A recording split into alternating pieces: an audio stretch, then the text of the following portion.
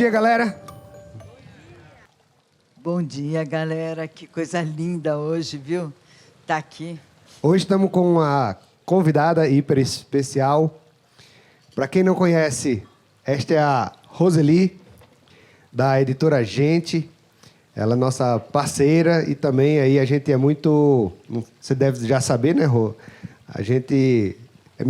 o nepotismo aqui funciona muito forte, né? Tá? A gente tem muito familiar aqui na empresa, então eu posso falar. Ela também é familiar, né, de um dos nossos colegas de trabalho aqui, tia do Arthur, irmã do Roberto, e por aí vai. Se continuar, tem mais uns 15 aí, né? E a Rô hoje foi convidada, e a Rô tem umas histórias muito legais para contar para a gente aqui. Para puxar, Rô, para você contar um pouquinho da sua história, eu vou começar com uma provocação para você. A Rô, ela é a CEO, a diretora de uma das maiores editoras do Brasil, né? A editora Gente. E essa editora, ela não é uma das mais antigas. Ela é uma das maiores, mas não é uma das mais antigas. E para quem não sabe, o mercado editorial já existe uma promessa há uns 20 anos que ia morrer, né, Rô? Que tá em queda, porque a leitura de livros está diminuindo, tanto que a gente tem visto aí a Livraria Cultura, a Livraria Saraiva, várias falências aí a gente vendo acontecendo no mercado de grandes editoras, de grandes livrarias. E a Rô, ela é uma louca que foi contra a maré, disse assim, não, mas mesmo assim, com esse mercado caindo e tal, mas é isso que eu quero. Eu vou trabalhar com isso. E ela, devagarzinho, na sua pegadinha, transformou a editora numa das maiores editoras do Brasil.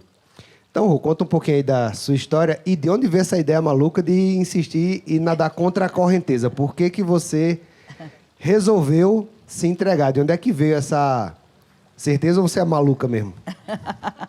Bom, para começar, esse nome Chiniachique, os caras já não são bons da bola, né? Então, acho que tem um pouquinho. Mas a editora Gente, para quem não conhece, ela tem 39 anos de existência. Os 2 últimos anos, a gente foi, no ranking das editoras que mais colocam o livro na lista dos mais vendidos, a gente está em primeiro lugar. Na frente de Companhia das Letras, Sextante, grupos editoriais muito fortes, que lançam muitos livros mês. Então, tem grupo editorial que lança 80 por mês. A gente lança 6, no máximo 10. A gente quer autor que queira carreira de autor. E parece loucura, né? Mas a gente não é uma editora de oportunidade. A gente é uma editora que quer que autores que impactem muita gente. E impactar de que jeito? Através da missão deles. Então, quando um autor chega com um livro para a gente pergunta a primeira coisa dele, qual que é a missão de vida dele. Aí a gente fica e os caras, a gente dá nó na cabeça, porque o pessoal vem para a gente com um livro que vende. Imagina que a lógica da doida que está atrás do outro lado da mesa pensa assim: eu quero um livro que venda. Não, a gente quer um livro que impacte muita gente, mas impacte de um jeito genuíno. Por quê? Porque a gente tem o avatar, né, que a gente chama o leitor ideal, e a gente quer isso. Quando a gente entende isso, o autor entende isso, tudo fica simples. Por quê? Porque a gente vai massacrar esse autor por conta do livro. A gente vai massacrar como? Massacrar. Coitado. Porque a gente quer o melhor livro do autor. Vocês vão ser muito exigentes em pedir mudanças, esse tipo de coisa? Então, assim, você já está passando um pouco por isso. Ela está enchendo meu saco faz tempo para sair meu livro. Então, primeiro, a gente quer um roteiro maravilhoso, mas é um roteiro único. Um roteiro, sabe aquele de perder o fôlego? Porque você imagina, a leitura é um negócio sério. E vocês, eu, todo mundo, a gente desiste no meio do livro. Então, o que é um livro best-seller, gente? É um livro que é comprado, é um livro que é lido até o fim, e aí vem o terceiro desafio. É um livro que é indicado. Livro que eu amo de paixão, eu indico. Então, por isso que a gente fala de livro best-seller. Tá certo? Então, assim, tem um roteiro maravilhoso, aí a gente vai massacrar o autor para ele fazer um texto maravilhoso, porque esse texto o leitor não pode parar. Então, por isso que a gente fala. Quando a gente tem uma missão, e aí eu vou contar um pedacinho da minha história, eu odiava falar em público, e aí eu fui eleita presidente da Câmara Brasileira do Livro. O que é presidente da Câmara Brasileira do Livro? Quando você tem um evento literário, geralmente, 5.000 pessoas, 3.000 pessoas. Por quê? Porque o cara não vai lá ver a Roseli falar, mas vai porque tem prefeito envolvido, governador envolvido, tem presidentes da República envolvidos. É um evento político, basicamente. Político, mas eles levam sempre atração. Né? Então, atração. O que é atração? Um Ziraldo. Ok. Um Ziraldo da vida. Um grande autor, né? Um grande autor. Ou se não, até mesmo música, né? Também leva música. E aí é isso. A presidente da Câmara Brasileira do Livro, ela representa o mercado editorial. Livreiros, autores. Então, fala a primeira. A primeira fala beleza, você abria os eventos, então. É do menor, né, para o maior. Então, eu abria. Então, o tom do negócio tinha que ser meu. E aí, eu, com esse desespero de não falar em público, gente. E o que acontecia? Só uma curiosidade aqui. O Roberto Niachik, durante décadas, ensinou, tem um treinamento gigantesco ensinando... as pessoas a falarem em público, hein? Só uma pequena curiosidade aqui. Não, mas... casa de ferreiro, espeto de pau, né? Santo de casa não faz milagre, né? É bem isso mesmo. Nossa, então aí o pessoal me dava... como é que se fala? Roteiro? Texto pronto, né? Que era discurso. Discurso pronto. Porra, nem o discurso eu conseguia ler. Nem o discurso. Era assim, porque era vergonhoso. Eu ficava tremendo tanto que ficava assim.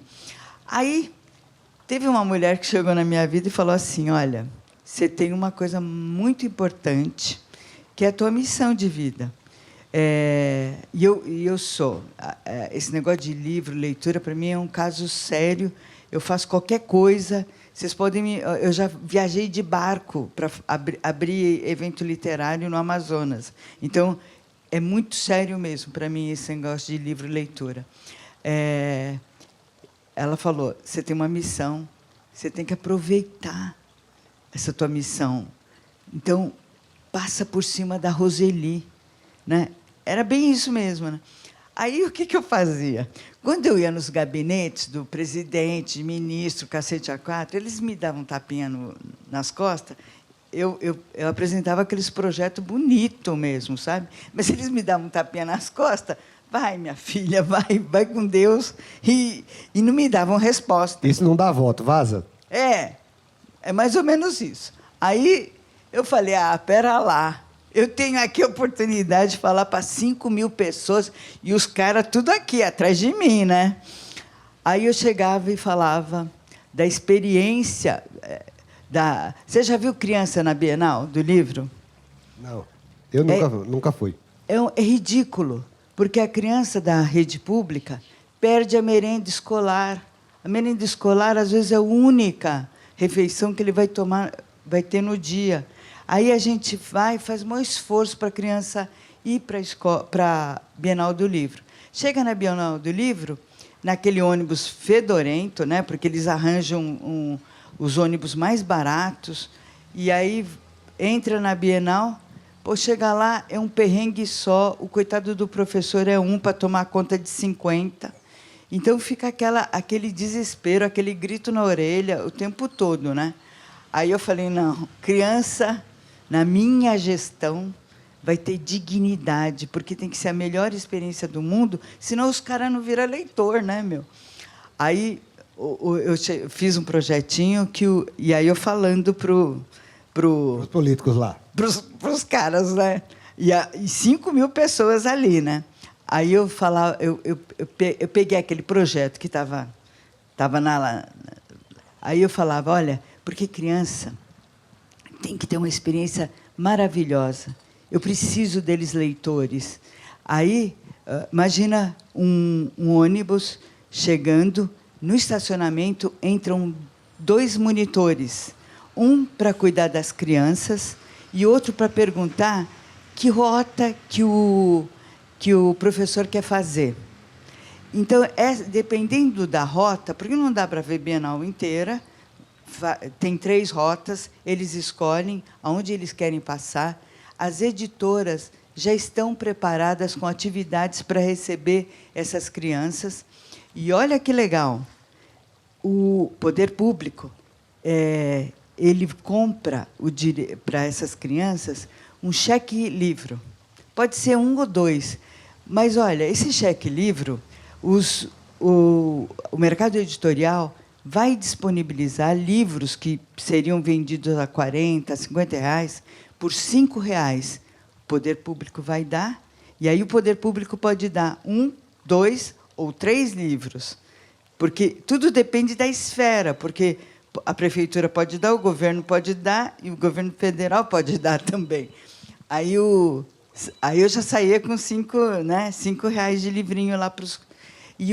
Enquanto isso, o professor pode ver livros para a biblioteca, porque aí depende também do poder público querer que a biblioteca tenha livros up-to-date, porque aqui dentro do mercado, a gente faz Bienal para mostrar os lançamentos. Mostra grade, mas mostra lançamento, né? Aí, olha que legal, né? Então, essa criança tem um monitor que cuida junto com o professor. Então, o professor pode ver coisas para ele, não precisa ficar só cuidando de criança. E aí, então, tem atividades dentro dos estandes, tem o monitor que fica brincando o tempo todo. E aí, e tem atividades. Puta, tem história, contador de história, tem tudo lá, fantoche, tem tudo. Aí, quando ele chega no ônibus de novo, olha que legal. Em cada poltrona do ônibus está uma caixinha de lanche esperando ele para voltar para a escola. Até eu ia querer voltar nessa feira no ano seguinte, viu? Desse jeito. Não é legal? Meu, eu era aplaudida em pé. Pelo menos pelas crianças, com certeza. Não, porque ali, sim. Aquele público... Primeiro, quem... Eles entendiam essa história, eles sabiam, eles viviam isso, né? Você entende? Então, assim, E eu sempre fazia isso. Aqueles projetos que eu apresentava dentro dos gabinetes, eu levava para o meu discurso. Estava aqui. O projeto era eu que tinha feito. Ou era projeto para o professor, ou era projeto para autores. Autores, eles precisavam ter lugar de destaque, eles precisavam estar em feiras internacionais. E eu fiz um projeto lindo com a Apex, que até hoje está aí, que o Brasil é homenageado e leva seus autores, leva os seus livros traduzidos. Então, imagina, aí virou Aí eu virei a tagarela, porque, imagina, eu não tinha problema. A Roseli podia ter problema, mas eu tinha uma coisa maior, que era a missão. Então, o que eu faço dentro da editora? Eu faço todo mundo se conectar com essa missão, porque aí sai livro fácil, sai palestra fácil, sai tudo fácil. Quando você fala todo mundo, são os autores, né? Os autores. E, nesse sentido, eu entendo que a editora ela é praticamente igual à Eduz, né? Nós somos A Eduz, como plataforma, como software, é um detalhe. O que, na verdade, ela é uma coleção de autores. Só que, ao invés da nossa mídia ser escrita, a nossa mídia ela é vídeo, vamos dizer assim. Exatamente. Ou um e-book. Às vezes é escrito através de e-book. Mas, basicamente, nós somos uma coleção de fantásticos mensageiros. É mais ou menos isso, né? Eu vou fazer uma pergunta para você, Rô. A nossa missão, ela é ajudar as pessoas a explorarem seu real potencial. Olhando do ângulo do nosso cliente, ele vai se descobrindo ao longo da jornada dele, né? Muitas vezes ele começa por uma necessidade de sobrevivência ou por uma inspiração, né? Graças a Deus, hoje, as inspirações para se tornar uma pessoa de sucesso já não é mais artista de televisão, nem jogador de futebol, começou a ser outras coisas, né? E aí, por inspiração ou por necessidade, ele acaba virando um infoprodutor, acaba se tornando o nosso autor digital, vamos dizer assim. E o nosso desafio como organização é facilitar que esse desabrochar aconteça, né? Eu acho que é a mesma coisa que acontece com vocês, só que vocês talvez tenham um trabalho... A gente trabalha mais em escala, porque é software. Vocês trabalham de uma forma mais unitária. Você vai ali, você faz mais estátuas, né? Pega aquela estátua, começa a lapidar, tirar aquela pedra bruta, vai removendo e vai se formando o autor. Então, fala um pouquinho como é que vocês trabalham, como é que vocês fazem para que o autor veja o que às vezes ele não está vendo, mas vocês estão vendo. Você está vendo quando você conversa com o autor. Você está vendo muito mais do que ele está vendo. Você está vendo o potencial dele muito maior do que ele está vendo ali. Como é que funciona isso e que tipo de estratégia você utiliza? E se existe realmente esse processo, né, de desabrochar. Se você consegue colocar ele numa rota que ele vai desabrochando. Como é que é isso? Eu realmente vejo mais do que o autor vê. Porque, assim, livro, quando o pessoal vai tirar livro, é muito braço curto. É muito achar que é só conhecimento. Não é. Eu costumo brincar lá na editora que o mais importante do livro é o branco do papel, que é essa energia que o autor vai despender para esse livro. Parece que não, mas assim, o livro ele tá, é a palavra, são as palavras, mas é muito o sentimento do autor. Enquanto o autor ele está fazendo o livro, ele tem que estar conectado profundamente com aquele leitor.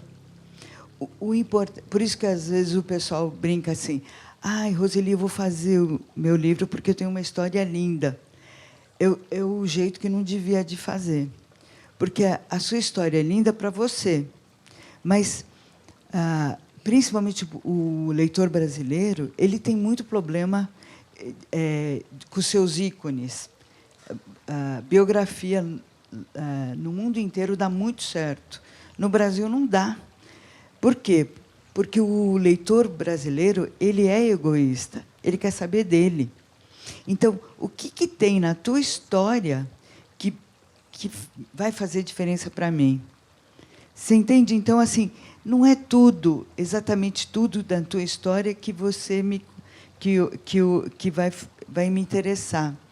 Mas eu tenho que pegar aquele avatar no mundo de hoje e ver o que conecta. E tem uma coisa que eu faço lá na editora, que assim, autor é proibido de vender livro dele para a minha equipe, para a editora. Ele tem que vender a missão dele. Porque você entende que o livro, quem tem que vender é o editorial, é o comercial, para a equipe. Ele tem que vender o porquê que ele fez aquele livro. Para quem? Por quê? É fácil a gente ver além quando a gente imagina assim. Por exemplo, uma pessoa que trabalha com... Uma pessoa que tem para contribuir dentro do ambiente feminino, das mulheres. Ela já viveu aquilo, ela já sabe o que é, e aí ela vai pegar a experiência dela e vai compartilhar com outras mulheres. Então, assim, para ela é muito fácil aquilo, mas não é tudo. é só o que efetivamente vai fazer diferença. Então, se a gente pega criança com problema de aprendizado, é fácil ver. Por quê? É fácil tirar, na escultura, é fácil tirar o que está a mais, porque você está vendo ali a escultura, né? Então, é fácil você lapidar. Remover o excesso, né? Remover o excesso. Uhum. Então, por exemplo, você é um grande empresário que tem esse mundo da tecnologia na palma da mão e você dá luz a muitas pessoas que precisam de luz. Por exemplo, quando uma pessoa vem fazer um curso, vem trabalhar um curso dentro desse modelo da Eduz, puxa vida, eu fico imaginando as pessoas que são beneficiadas. E é ali que eu trabalho. Não é o que o autor pode. Então, quando a gente imagina assim, tem um monte de gente que faz a formação nos treinamentos, nos infoprodutos, e mudam a vida. Uhum. Pô, se você pega e se conecta só com esse pessoal, puta, você muda um monte de vida. Deixa eu ver se eu entendi. Quando o autor consegue vender a missão dele, ou seja, o porquê que ele está fazendo aquilo, você olha para as pessoas que estão sendo transformadas por quem vai ler aquele livro, vamos dizer assim. Isso. E aí você usa ali de alavanca para fortalecer esse desabrochar do autor. Exatamente. E dentro da minha equipe, todo mundo se conecta com essa missão. Porque é mais fácil para desenvolver texto, é mais fácil para fazer trabalho de marketing, é mais fácil para vender ele dentro do comercial. Uhum. Aí é fácil, aí fica tudo fácil. É muito parecido com o nosso processo mesmo. Rô, deixa eu perguntar uma coisa agora do ângulo de quem lê, do leitor, né? Eu, comparando com outras pessoas, eu até leio pouco. Vou confessar que eu até leio pouco, né? Só que eu sou um leitor. Comparando com a média do Brasil, eu leio bastante. E aí eu fico me perguntando muitas vezes, por que eu leio muito menos do que eu assisto filmes, do que eu assisto, sei lá, videoaulas, do que eu assisto palestras no YouTube? Por que eu leio menos? A sensação que eu tenho, a resposta que eu cheguei com relação a mim, é que a mídia em vídeo, ela tem mais elementos, ela me prende mais. Ela tem a imagem, ela tem o som, né? Ela tem mais elementos ali. E, principalmente, os jovens agora entre, sei lá, 10 e 20 anos, eles estão vindo de um lugar onde o nível de estímulo é muito grande, principalmente por causa dos videogames e tal. O nível de estímulo é muito grande. Então, a probabilidade desse jovem, daqui a 30 anos, ser um leitor de um livro que tem 100 páginas, 200 páginas, que leva 3 dias para ler e tal, é muito baixa, porque as pessoas não estão... Elas estão sendo, entre aspas, desacostumadas a ficar conectadas com o mesmo tema por mais do que alguns minutos, né? Mesmo os vídeos, você vê... O YouTube, ele privilegia cada vez mais vídeos menores. Ou seja, antes era 15 minutos, passou para 7, agora... de 3 a 5 minutos, os vídeos que mais são estimulados no YouTube. Então, olhando para o mundo do leitor, dá a sensação de que as gerações futuras, elas não vão ler livros, ou vai ser uma coisa hipernichada. O livro vai ser algo hipernichado. Mas, por outro lado, nenhum vídeo, nenhuma videoaula, nenhum curso consegue trazer o nível de profundidade que um livro traz. Por mais que ele aparentemente seja mais trabalhoso, você não consegue absorver o mesmo conhecimento. A gente vê isso com os resumos de livro. Você pega o resumo, a mensagem principal está no resumo, mas você não assimila para você vivenciar aquela mensagem da mesma forma da mesma forma que quando você lê um livro inteiro. Então eu até parei de ver resumos porque eu vi que, apesar de eu achar que está ganhando tempo, eu estou perdendo meu tempo porque eu não assimilo aquela mensagem ali. Então, como é que você vê esse paradoxo. O livro, ele aprofunda mais, ele gera mais transformação, mas, por outro lado, parece que ele está perdendo a audiência dele. Como é que você vê esse paradoxo aí? Olha, primeiro, né? A gente encomendou uma pesquisa, Retratos da Leitura, que mostrava como é que é nosso leitor brasileiro, nas várias faixas etárias, e por que a gente começava a ler. Então, assim, tem duas pessoas que são responsáveis por leitura. São os pais. E o professor, numa segunda instância. Então, assim, mas que jeito que o pai ele promove a leitura para essa criança?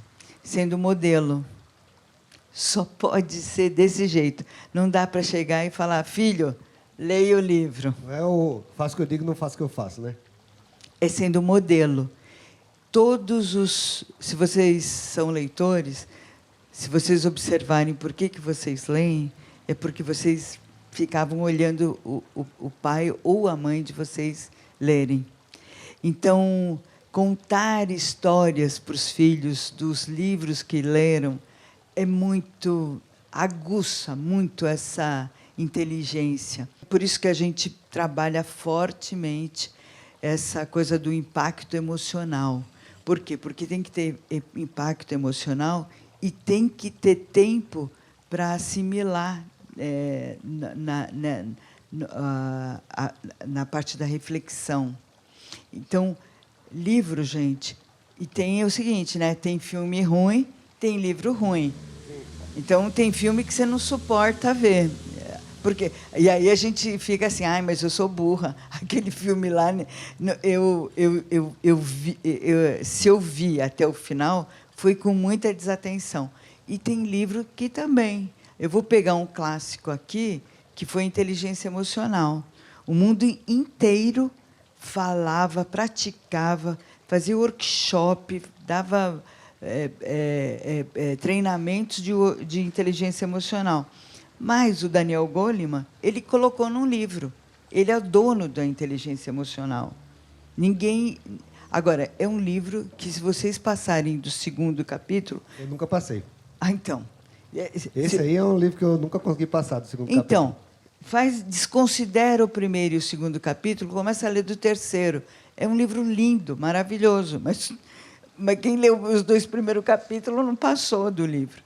Mas todo mundo reverencia o Daniel Goleman como o criador da inteligência emocional. Só que existia pelo menos uns 10 anos inteligência emocional, mas não estava nesse formato. Mas é um livro chato. É um livro chato. Então, vocês têm que entender isso. Por exemplo, eu estudei a minha infância lendo José de Alencar. Quem passa por isso, gente, pelo amor de Deus... Sobrevive qualquer coisa, né? Sobrevive qualquer coisa. Porque nem era Machado de Assis, que era gostosinho, né? O Machado de Assis tinha umas coisas mais engraçadas. Tinha umas coisas horrorosas, pavorosas. E a gente tinha que passar por isso. Hoje não, né? Hoje as crianças têm livro de tudo que é jeito, livro de cabeça para baixo, livro que fala de coisas... Você abre o livro lá, ele pula na sua cara, né? 3D. Não, livros importantes, livros de perda de avô, de pai, de não sei o quê. Tem um monte de livros importantes, né? Porque são livros que são especificamente para aquilo, então, para aquela idade. Então, assim, não se sintam culpados quando vocês não quiserem ler. É o livro que não pegou vocês. Porque o livro que pega vocês, que é para vocês, vocês vão pegar e ler o livro com muita vontade. E que legal isso, sabe?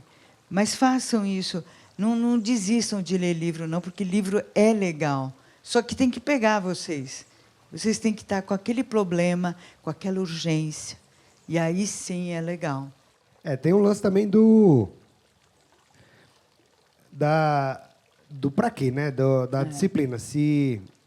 Eu já perguntei uma vez aqui, perguntei quem faz exercício, 30% aqui levantou a mão. Ou seja, as pessoas têm um porquê, querem saúde, querem ficar bonitos, eles, né, vai na academia, faz o esforço né? 1, 2, 3, 4, 5 horas por semana está ali dedicado, porque tem um porquê muito claro qual o benefício que ele está buscando. No caso específico do livro, eu acho que ele está muito ligado, pelo menos no futuro, né? Vai estar muito ligado a essa coisa de qual é o benefício que eu vou ter, qual é a musculatura que eu estou querendo desenvolver e que o livro é a melhor ferramenta para desenvolver esse músculo, né? E esse músculo da imaginação, esse músculo do aprofundamento, da profundidade intelectual, da profundidade imaginativa, é muito difícil você obter através do multimídia. Porque o multimídia, ele já te sugere, ele constrói na sua cabeça. Então, você não imagina uma casa, você vê a casa. Então, o músculo de imaginação, ele ali não foi usado. Então, ele vai atrofiando, vai atrofiando. Agora, se você quer se tornar uma pessoa criativa, se você quer desenvolver sua criatividade, você vai ter que fazer o exercício diferente do que só consumir coisas prontas. Então, acho que no final, vai ter esse viés muito de as pessoas que estão querendo algo diferente. Eu acompanho nas redes sociais hoje, tem gente fazendo muito a brincadeira lá de mergulhar na banheira de gelo de manhã, né? Ah, É 5 da manhã, acorda e vai para dentro de uma banheira de gelo. Isso não é gostoso, é horrível. Mas a pessoa tem um porquê. Então, ela vai lá fazer exercício que ela está buscando. Ela acredita em algo. Eu acho que o livro vai fisgar nesse lugar de ter um porquê, né? E também eu acho que ele vai acabar evoluindo para outras coisas, vai se misturando com outras mídias. Eu vou aproveitar e fazer essa pergunta também. Falando de outras mídias. Eu vi, há uns anos atrás, uma tendência que alguns livros começavam a ter hiperlinks, ou seja, você começava a ler um capítulo, aí daqui a pouco aparecia um QR Code que te levava para uma continuação dessa jornada em outro lugar, numa página, num vídeo, numa história, num curso.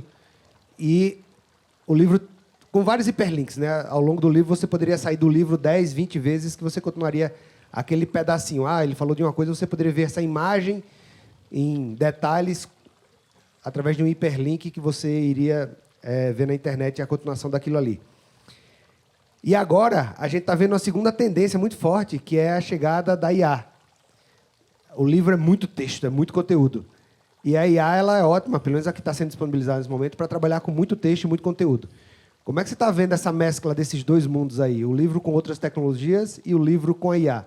Aonde que isso ajuda ou ameaça a vida de livreiros e quem escreve e leitores? Ghostwriters. Né? Ghostwriters. Vixe, ghostwriter eu acho que vai diminuir. Vai diminuir. Vai diminuir. Gente, a tecnologia ela veio para ficar. Ela não veio, ela não pode ser ameaça. Putz, eu não vou lembrar o ano que eu fiz o primeiro congresso do livro digital. O pessoal vinha falando assim, a presidente da Câmara Brasileira do Livro está ficando louca, trazendo o livro digital. Gente, o livro digital veio para somar. São leitores que a gente não pegaria no papel, né? O IA, quando apareceu a maquininha de calcular, os pais da gente falavam assim, não vai aprender tabuada direito. Para que a gente precisa de tabuada, gente? Não é. Eu aprendi naquela marra, naquele negócio de decoreba, né? Para que a gente precisa... Por que não usar a maquininha de calcular? A inteligência artificial, putz, é maravilhoso. O pessoal, eu tenho, no departamento editorial, 9 pessoas. Putz, no final do ano passado, eu fiquei puta com eles, porque eu falei, vocês tinham que me ensinar a IA, não era eu que tinha que ensinar. Eu tinha que ter trazido o assunto do IA para vocês e tem que ensinar vocês a usar IA. Tecnologia na vida vem para somar. Eu acho que assim tem uma coisa que é o coração e o cérebro do humano nunca vai ser substituído, gente. Mas quem tiver coração de verdade e cérebro de verdade. Quem não tiver coração de verdade, esquece. Você já está morto faz tempo, né? Mas usar a inteligência artificial, putz, é para quem é bom. É para quem é bom. Não é para quem é mais ou menos, entendeu? Para quem é mais ou menos, vai ficar mais ou menos o resto da vida. Os meus editores lá estão penando. Dá vontade de chegar e falar, olha, eu só quero IA. Eu só quero IA, porque mesmo nas coisas que eles pedem do IA, está saindo ruim. Agora, poxa, se eu tenho o meu olhar do que eu preciso, o que é? Coração forte e cérebro forte. O IA vai me dar. O IA vai me dar. Por quê? Porque eu vou pedir. E o IA, ele vai nos lugares, né? Então, é isso que eu vejo, né? Tem uma coisa que eu acho que é importante, que eu considero, que é o seguinte, né? A gente é tratado como um algoritmo, né? Então, assim, se eu estou numa vibe de surf e eu pesquiso muita coisa de surf, o pessoal vai começar a me passar surf, né? E acho que a gente só tem que tomar cuidado, porque a gente não é o algoritmo. A gente tem vida própria, a gente tem desejos próprios. E a gente só não pode deixar isso, sabe? A máquina achar que a gente é surf, que eu sou surfista, porque eu me interessei em surf uma época da minha vida, e aí isso passar a ser verdade. Então, assim, essa coisa da nossa inteligência, dos nossos desejos, tem que ser mais forte que qualquer coisa. E aí, desfrutem desfrutem a tecnologia de tudo que é possível. Na pandemia, a gente fazia lançamento de livro, de vez em quando a gente usava a pré-venda, que é nesse mundo digital. De vez em quando. Só que a gente fazia isso já há 6 anos e fazia só para alguns autores, só para os que eram fortes em redes sociais e tal. Então, a gente fazia de vez em quando. Quando veio a pandemia, e a pandemia foi a melhor universidade que a gente teve na vida, em relação a um monte de coisa, o faturamento da Editora Gente foi para R$45 mil. Isso é nada, né? Não, isso não é nada, não pagava nem, não sei, pagava muito pouca coisa lá na editora. Aí, a gente lembrou do mundo digital. Num único lançamento, num único dia, eu vendi 22.500 livros. Isso aí, se eu chutar a R$30, dá mais de R$500 mil, 600, 700 mil. Não, deu mais de 1 milhão. Mais de R$1 milhão. Mas, assim, uma distribuição dentro pelo meu comercial tradicional, eu coloco 5 mil livros. Ou seja, aquilo que, em princípio, poderia ser uma ameaça para vocês, que é a tecnologia, vocês usaram a favor, e, ao invés de ser um problema, virou uma grande força. Então, é isso que eu estou te falando. Tecnologia, a gente veio para... quantas pessoas são beneficiadas por conta da tecnologia? Eu lembro que muitos anos atrás, o VP da Avon, ele foi um cara que me impressionou muito, que ele falava assim, você lembra a catálogo da Avon, muitos anos atrás? Pô, era a única saída para muitas mulheres. Se queria aumentar um pouquinho o salário, a única forma era tinha mulher que não podia sair, porque não tinha... Se deixasse os filhos com outra pessoa, era mais caro do que ela ficar. Então, ela se sujeitava a uma vida de nhaca, porque tinha aquela vida. Então, o catálogo da Avon deu muita dignidade, deu universidade para netos. Ele tinha uma coleção de histórias lindas, lindas. E o que vocês fazem está dando muita dignidade para muita gente, está possibilitando as pessoas desenvolverem profissões que não dava para acontecer. se não acontecesse dentro de um ambiente corporativo, não era possível. E tem gente que não vai dentro do ambiente corporativo. Tem gente que quer ser solo, né? Então, o que a Iduz faz é maravilhoso. Vocês estão transformando o mundo num lugar melhor, próspero, mais amoroso. Porque, imagina, a gente pode trabalhar de casa, gente, e estar conectado com o mundo, né? É bem isso. Eu vou aproveitar essa sua fala, vou enganchar num fato, né? Eu li há 2 semanas atrás um artigo falando sobre IA, e ele falava que a frase era assim: eu fui o empreendedor falando, né? Eu fui forçado a demitir 90% dos meus suporte técnicos, do meu atendimento. Era assim a frase. E aí você destrinchava o artigo. Mas, basicamente, o que ele dizia é assim: cara, eu não consegui resistir. Eu amava aquelas pessoas. Eu queria dar oportunidade para elas, dar emprego, porque eu sei que elas vão levar dignidade para casa e tal. Só que o fato é, o robô estava atendendo melhor do que eles.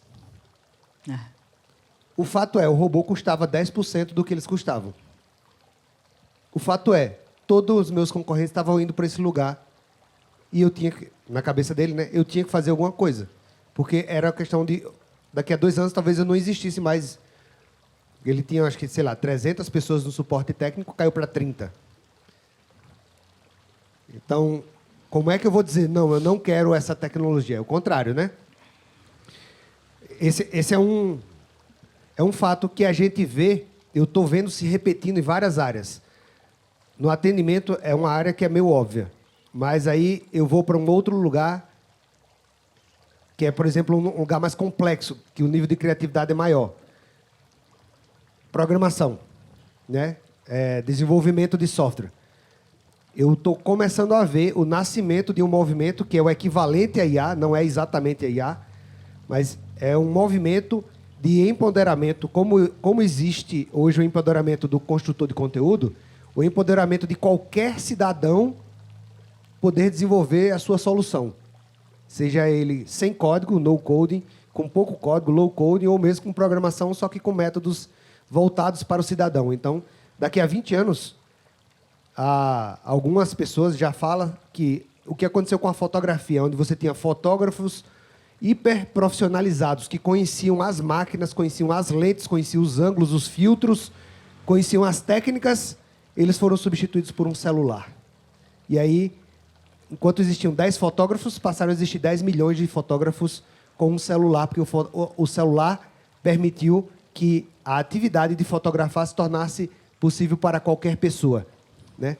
Então, a programação está indo para esse lugar. Daqui a 20 anos, qualquer dona de casa vai ser uma programadora, mas não vai ser a programadora que nós conhecemos hoje. Vai ser uma construtora de soluções dentro dessa nova filosofia. Então, esse movimento vai acontecer também, né? E quase todas as carreiras em massa que nós conhecemos, a tendência é que isso seja, de alguma forma, entre aspas, automatizado. E aí o ângulo que a gente enxerga, a tendência que a gente enxerga é o ângulo desse empresário que falou: eu fui obrigado a demitir 90% dos meus atendentes. Esse é o padrão que a gente vê, né? Só que qual é o outro lado da moeda? Qual é a outra oportunidade que existe para quem entendeu o jogo, para quem pegou a sacada e conseguiu se mexer rápido, mudar sua mentalidade? A tecnologia, estava comentando com você, quem aqui assistiu Avatar? Só para ter uma noção. Beleza. A cena final do Avatar 1, que o cara entra dentro daquele exoesqueleto, né, e vai lá brigar com o Avatar, né? Vai brigar lá com o carinha, com... Era um ser humano brigando com o Avatar. O Avatar, vamos dizer assim, seria a ameaça. É um ser humano usando a tecnologia para ficar equivalente ao Avatar, não era isso? Ter a mesma força, ter a mesma agilidade, ter o mesmo poder. A tecnologia, se ela for encarada, ao invés de ser uma ameaça, se ela for encarada dessa forma, é um exoesqueleto para a sua mente ela não consegue passar de certos limites, mas com a tecnologia você ultrapassa esses limites, você usa para potencializar a sua mente. Então, Imagine se desses 300 atendentes técnicos, se eles estivessem sendo treinados para usar IA de alguma forma dentro do seu trabalho. Talvez essa equipe pudesse fornecer atendimento técnico para outras empresas. Ao invés de ser o atendimento técnico só daquela empresa, ela poderia criar uma nova linha de receita, uma nova linha de faturamento, mas a visão foi a visão de ameaça, de estou perdendo, mas não foi uma visão de potencializar, de explorar o real potencial que aquilo ali poderia trazer. Né? Então, eu enxergo isso está acontecendo no nosso mundo também. A gente está começando a ver IA chegando no infoproduto de várias maneiras, por várias portas. De certa forma, as metodologias, a própria plataforma de vendas é uma automatização. Né? Hoje em dia, você fazer sozinho é impossível. Né? Com uma plataforma de vendas, você lança um produto em 2 dias, se você quiser. É o exoesqueleto da mente. É o exoesqueleto da mente. E aí, fazendo esse blá, blá, blá todinho, aproveitando esse gancho, onde você acredita que daria para usar a mistura da tecnologia com o conteúdo do livro, misturar do ponto de vista do autor, do ponto de vista da editora? Como que você acha que daria para misturar, principalmente pensando aí nas crianças, né, os adolescentes que vão ser os leitores daqui a 20, 30 anos, como você acredita que daria para fazer essa conexão da tecnologia com o conteúdo, com a riqueza do conteúdo que existe em um livro? A gente já fez coisas, por exemplo, Gestão do Amanhã, são 2 autores, Salib, que foi um dos fundadores da HSM, e o Sandro Magaldi. Então, o que eles fizeram? A cada capítulo, eles entrevistaram gente pesada, assim, Philip Kotler, sabe? E aí eles colocaram em cada capítulo um QR Code com entrevista. Foi legal, foi uma experiência legal. E o livro é um long seller até hoje. Tem algumas coisas muito incríveis, né, que dá para fazer junto com o livro. A gente está, dentro da editora, com um projeto para o ano que vem, que é um pouco... Vocês lembram os filmes, os curtas da Pixar? Tem aqueles filminhos de 6 minutos, 8 minutos, 12 minutos. Pô, você precisa abordar determinados assuntos que, às vezes, um filme leva 2 horas. Como é que a Pixar consegue fazer isso em 4 minutos, 8 minutos? Então, a gente está estudando muito os filmes da Pixar, para a gente ter livros nesse modelo Pixar. Por quê? A gente tem o desafio do tempo hoje. Né? Sim. A gente tem o desafio do tempo. Você vê que os livros antigamente eram de 200 páginas com letra pequenininha. Hoje o livro, se você somar, um livro de 100 páginas tem 30 páginas com letra maior para poder a pessoa ter a sensação de mais rápido ler, né? Mas então, mas aí tem uns truques da escrita que a gente precisa fisgar mesmo esse leitor e não deixar ele sair. Então, por isso que a gente se preocupa tanto com o texto, porque não é só com a estrutura, mas eu preciso fazer o meu leitor sair do ponto A para o ponto B. Então, isso a gente faz e refaz, e, às vezes, a gente usa muito esse artifício da leitura crítica, e vocês também, acho que fazem aqui, para ver se o que vários públicos estão entendendo é a mesma coisa que o autor está querendo passar. Então, faixas etárias, coisas que fazem parte daquele público e se o entendimento é o mesmo. E também a gente faz o seguinte, né? A hora que determina um determinado público, despreza os outros. Porque eu não consigo fazer um livro para um adulto que tem uma determinada histórico, ocupação, e um jovem de 13 anos, 15 anos. Você acha que Cunha não daria para pegar um tema de um livro e fazer com que quase que fosse escrito um livro para cada Avatar. Ah, sim. Existia uma previsão há uns 20 anos atrás que hoje já é real que a Amazon, por exemplo, não sei se, não conheço bem a parte de impressão do seu mercado, mas falava-se que a Amazon ia entregar um livro, você poderia imprimir um único livro e chegar na sua casa sem ter que imprimir um lote de livros, ou seja, a gráfica ela iria ser capaz de fazer a impressão de um único livro. Não daria para fazer a geração de um conteúdo unitário por avatar para que a gente tivesse a mesma mensagem sendo adaptada para cada linguagem? Pode, pode. O pessoal dos Estados Unidos faz um pouco isso, né? Pega um livro que deu certo, aí coloca, adapta para isso, adapta e vai adaptando, né? Como é que é? 7 hábitos lá da. Eles fizeram, vai adaptando, né? Legal, eu acho bacana. E acho melhor do que sacrificar o coitado do adolescente a ver um livro que ele não está com a linguagem não está pronta para ele, né? Uhum. E aí vai envolvendo e vai chegando lá onde a gente quer que ele chegue, né? Porque é isso, né? Um livro transforma. Um livro tem que transformar aquele leitor. O curso de vocês tem que transformar aquele avatar aquele aluno ali. E é legal, né? Porque o que a gente sabe, quando a gente sabe que o livro deu certo, é quando a gente começa a receber os depoimentos. Isso que é legal.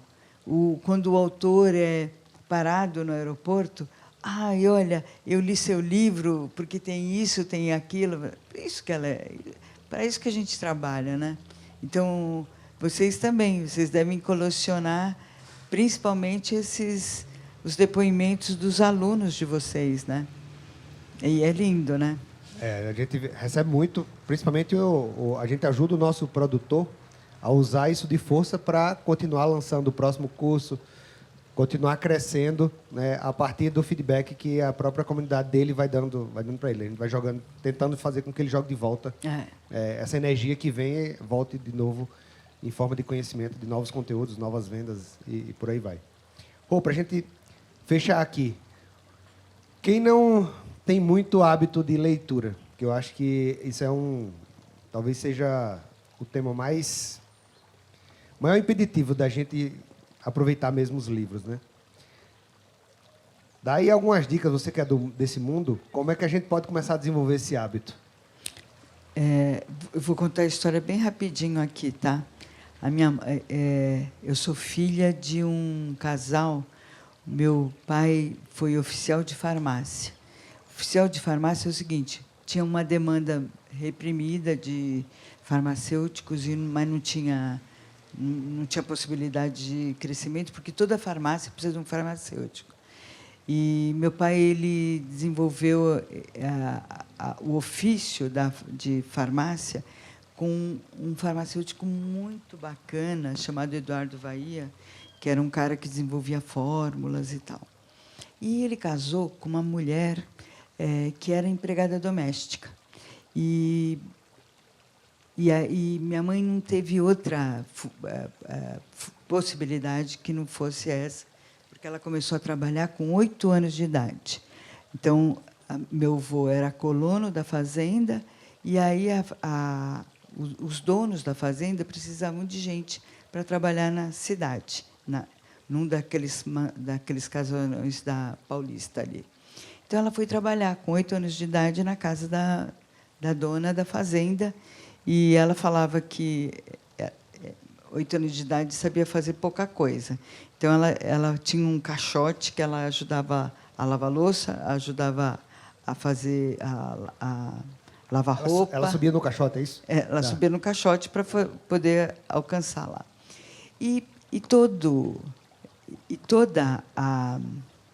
Todo o dinheirinho dela ia direto para o meu avô, lá na fazenda. E eram 16 filhos, então precisava mesmo, né? E aí ela foi ver dinheiro com 18 anos, mas ela falava assim,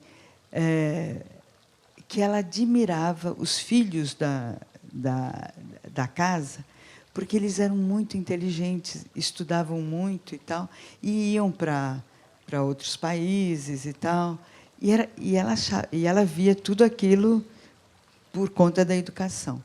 Então, Quando ela teve a casa dela, com a família dela, meus pais eram muito pobres, faltava tudo, só não faltava dignidade, inteligência, bondade, isso não faltava. Mas faltava muita coisa. E aí ela falava assim: vocês vão ser diferentes, vocês vão ter a realidade diferente da minha, porque vocês vão estudar. O estudo vai fazer vocês diferentes. E aí ela comprava aquelas coleções, sabe, dos porta a porta, e ela punha um monte de livro lá em casa e pagava a perder de vista. Depois que a gente vai conhecendo esse mercado do porta a porta, eles vendiam um monte de prestação, uma que o pessoal não podia pagar, mas porque quando ele queria voltar. Ele queria voltar, né? Então, e realmente aí ela tinha, a gente não tinha brinquedo, não tinha, mas livro tinha um monte lá, né? E aí minha mãe era de uma inteligência, imagina que ela ficou analfabeta a vida toda dela. A vida toda dela ela ficou analfabeta, mas ela era um gênio de negócios. E aí o que ela fazia? Ela falava assim: nossa, esse livro aqui, eu queria tanto saber a história dele. Se você ler, você conta a história para mim? Porra, meu, além de tudo, a gente aproveitava para cacete a leitura, mas a minha mãe, ela pedia para a gente contar a história. Putz, um gênio da lâmpada essa mulher, né, meu? Porque ler já é um desafio, né, para uma criança. Mas ela ter a generosidade de compartilhar o que aprendeu ali no livro era maravilhoso. E a gente contava para ela os melhores momentos. E ela ficava com aquilo ali, ela fazia um monte, ela fazia a vida, ela dava exemplos para a gente, ela fazia negócio com aquilo, com aquelas livros que a gente compartilhava com ela. Mas ela fez 4 filhos leitores. 4 filhos leitores. Eu ensinei ela a escrever o nome dela, eu tinha 9 anos de idade. E aí porque ela tinha dificuldade, ela só pegava ônibus pelo número. Ela não sabia o que estava escrito. Então, se mudasse o número ali, ela estava perdida. Ela estava perdida. Então, era isso. O que eu vou falar para vocês em relação a livro? Livro, vocês têm que entender qual é o livro de vocês. Mas existe um livro de vocês. E eu também não quero que vocês briguem com outro meio de comunicação, de conhecimento. Não é uma competição, né? Não é uma competição. Então, se os filhos de vocês gostam mais do computador, lá dentro tem coisa maravilhosa, tem um mundo. Puta, esses jogos aí, eu vejo meus netos lá, puta, é um mundo lá dentro. Então, tem que entender e tem que fazer que nem a minha mãe fazia, sabe? Pô, conta para mim, porque aí vocês vão ver o que eles estão tirando de lá. E que bom, porque vocês vão aproveitar um monte, porque lá dentro tem um monte de coisa legal, né? Então, eu tenho um netinho de 8 anos que ele me contou o jogo da Zelda. E eu fiquei pensando, caraca, meu, que coisa, que mundo que tem aqui dentro. E que bom que é isso. Eu acho que isso que é importante. Por tudo. A máquina não vai... Se vocês tiverem um coração gigante, um coração que queira aprender, um coração que queira fazer diferença na vida do outro. Então, para isso que a gente adquire conhecimento, porque a gente pode estar mudando o mundo do outro. Só para terminar, eu fiz a pior palestra do mundo em Natal. Putz, era um evento de... Você estava preocupada para ir para as dunas Logos e passear de bug, né? Não, não é isso. Bem que eu queria, mas eu estava com 22 autores e puseram tudo no mesmo hotel. 22 autores, você não toma café da manhã, você não almoça, você não faz nada, porque os caras estão ali querendo conversar com você, né? E aí o arquivo chegou corrompido, e, puta, não viram isso, né? Não checaram. Então, conclusão. Comecei a fazer a palestra, lá tinha acho que umas 3.000 pessoas, e assim, do que eu lembrava, né? Porque 1 hora a palestra ia voltar e eu tinha que voltar. Então, encaixar ali. Tinha que encaixar. Então, do que eu lembrava, assim, né? Eu comecei a fazer a palestra. E a porra da palestra não veio, e eu fiquei sem palestra, mas eu dei a palestra. Aí tá bom, né? E é horrível, porque lá tem um monte de coisa, né? Que ajuda, né, a gente a exemplificar. Então. Aí eu cheguei, 1 ano depois, eu ia receber um grupo de pessoas de Natal que tinham fechado o upsell na minha editora. Pô, veio um cara, chegou para mim e falou: ai, Roseli, me dá 5 minutos, eu juro que é 5 minutos. E me chamou no canto ali, e eu falei: ai, cacete, não tem uma pessoa que não chega perto de mim e não tem uma história comprida. Nunca ninguém tem uma história Pixar, sabe? Mas é óbvio, minha filha, você é uma editora. Aí eu cheguei no cantinho assim, ele falou assim: olha, eu só quero te falar que é o seguinte, eu assisti a tua palestra, aquela palestra medonha, de horrorosa, de Natal, e a partir dali eu li o meu primeiro livro. 35 anos, o cara leu 45 anos, o cara leu o primeiro livro dele. E aí eu falei: putz, que legal, né? Eu tinha muito problema com a minha esposa, porque a gente toca um negócio juntos, e era uma desgrameira. E eu li o livro, ele falou o nome do livro, e ele falou: a partir dali, eu comecei a trabalhar com a minha esposa, a trabalhar juntos num negócio.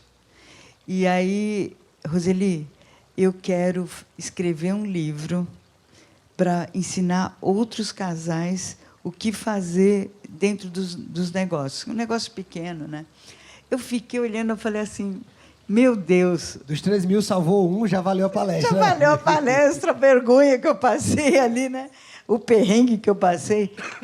Aí eu acho que é isso. Se eu tivesse que deixar alguma coisa para vocês, é isso. Leia um livro, vá assistir filme, mas, a partir dali, faça alguma coisa com isso. Porque eu acho que é isso que a gente quer na vida, né? A gente quer fazer um trabalho que faça diferença na vida dos outros, né? Então, é isso que eu acho que a nossa vida, né? Ela tem que valer a pena. Então, para isso que eu acordo todo dia de manhã, porque eu tenho a plena convicção que eu não posso, mas meus autores podem. Então, se meus autores podem, eu vou fazer o máximo para eles brilharem, sabe? Topzera aí.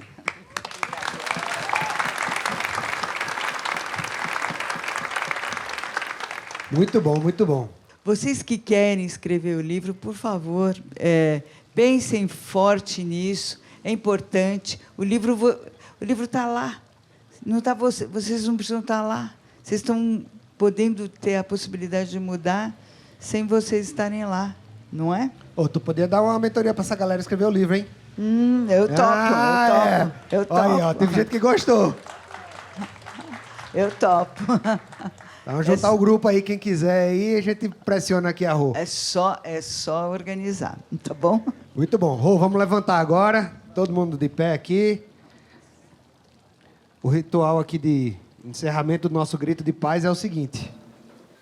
Aí do Zé. Valeu, galera.